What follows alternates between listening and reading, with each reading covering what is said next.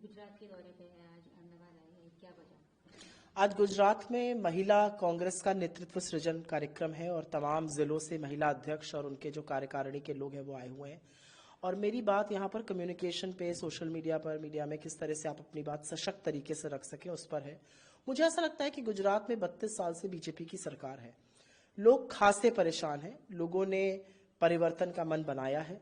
लोगों को लगता है कि चाहे वो किसानों की बात हो, युवाओं की बात हो, बेरोजगारों की बात हो, महिलाओं की बात हो, वो पुरजोर तरीके से नहीं रखी जा रही है। और उस बात को पुरजोर तरीके से रखने का, इस सरकार का पर्दाफाश करने का, जो विफलताएं हैं उनको उजागर करने का, और जिस तरह से कठपुतली का ये मॉडल गुजरात सरकार का है जो 2 लोग दिल्ली से चला रहे हैं, इसके बारे में कैसे ज्यादा प्रभावी तरीके से बात की जा सके उस पर चर्चा हुई। मैम, खास करके एक मुद्दा हमेशा से जो उठ रहा है वो है महिलाओं की सुरक्षा। तो इस पे क्या लगता है आपको कि कांग्रेस किस तरह से बीजेपी को कहेगी, क्योंकि बहुत सारे अभी रिसेंटली बहुत सारे से मुद्दे हुए महिला की सुरक्षा। देखिए, गुजरात में सिर्फ महिला सुरक्षा की बात नहीं है, महिला सशक्तिकरण और खास तौर से महिलाओं के कुपोषण पर भी जो बातें हैं उसकी कोई चर्चा नहीं होती। गुजरात मॉडल की, एक फेक मॉडल की बड़ी चर्चा हुई, लेकिन गुजरात में महिलाओं का क्या अस्तित्व है, महिलाएं कितनी सशक्त हैं, नौकरी में उनकी क्या भागीदारी है, इकोनॉमिक फील्ड में उनकी क्या भागीदारी है, गुजरात सरकार में जो बीजेपी की सरकार है, जो बीजेपी के मंत्री है, उसमें महिलाओं की क्या भागीदारी है। मुझे लगता है इन सब बातों पर चर्चा जरूर होनी चाहिए। बीजेपी का एक ये जो फेक गुजरात मॉडल पूरे देश में चलाया गया, इसमें महिलाओं की स्थिति दयनीय है। गुजरात में महिलाएं कुपोषित हैं तो उनको बोला जाता है वो डाइटिंग कर रही हैं।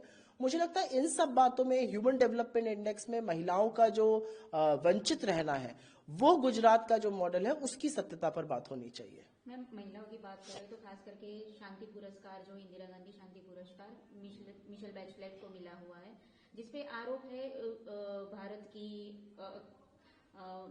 भारत के खिलाफ बोलने का और उनके खिलाफ आवाज उठाने का। भारत और मोदी एक नहीं है। नरेंद्र मोदी इस देश के प्रधानमंत्री हैं, वो देश नहीं है। असलियत यह है कि Indira Gandhi award for piece, डिसआर्मामेंट and development 2024 का एक ऐसी महिला को दिया गया जिसने बहुत बचपन से हिंसा क्या कर सकती है उसका कुप्रभाव सहा है, जिसने बड़े प्रभावशाली तरीके से एक देश का नेतृत्व किया है। यूएन ह्यूमन रिसोर्स की वो ह्यूमन राइट्स की वो चेयरपर्सन रही हैं। बहुत सशक्त महिला है। और मुझे लगता है कि बीजेपी बेकार के मुद्दे बनाने से पहले इस बात का जवाब दे कि यूएस में एक रिपोर्ट आई है आज, यूएस की जो security review, US China security review की कमीशन की जो रिपोर्ट है, वो साफ तौर पर कह रही है कि भारत पाक का जो 4 दिन का युद्ध हुआ उसमें पाक का सैन्य शक्ति ज्यादा अच्छी रही। उसमें वो कह रहे हैं कि ये इंसर्जेंट अटैक था पहलगाम का, जबकि सारे सबूत दिखा रहे हैं कि वो पाकिस्तान ने कराया था। इस पर नरेंद्र मोदी चुप क्यों है? इस पर उनकी पार्टी चुप क्यों है? इस पर इनके प्रवक्ता चुप क्यों है? अभी थोड़े दिनों पहले डाइवर्सिटी पर और इंटॉलरेंस पर जो मोदी जी के मित्र हैं ट्रंप के देश में एक रिपोर्ट आई जिसमें हिंदुस्तान की कलई खुल रही है, बीजेपी की सरकार क्या कर रही है उस पर लगातार चर्चा हो रही है, उस पर ये लोग चुप क्यों हैं? असली बात यह है कि इंदिरा गांधी के नाम से खौफ है बीजेपी में। इंदिरा गांधी ने तो पाकिस्तान के 2 टुकड़े करके विश्व का भूगोल बदल दिया था। आपने तो ट्रंप के सामने घुटने टेककर सीज फायर किया है। मैम, एक आखिरी सवाल, आज बीजेपी की बिहार में जो ओथ टेकिंग सेरेमनी थी उसमें नीतीश सरकार ने वापस से 10वीं बार उन्होंने पार्टी बदल के उन्होंने ये ओथ लिया है, तो इस पे कांग्रेस का क्या रिएक्शन है? बीजेपी की जो सरकार बनी है वो वोट चोरी से बनी है। वोट चोरी तमाम तरीकों से हुई है। 62 लाख वोट काटे गए, 20 लाख ऐड किए गए, 5 लाखों का फॉर्म ही नहीं फिल किया गया।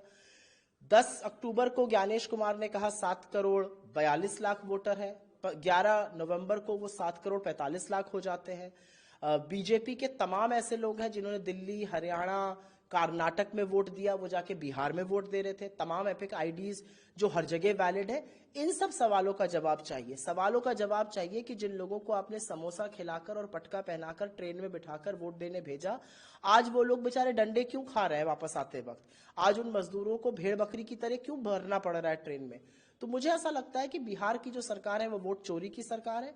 बिहार के मन में बदलाव का भाव था और सरकार वोट चोरी से बनाई गई है।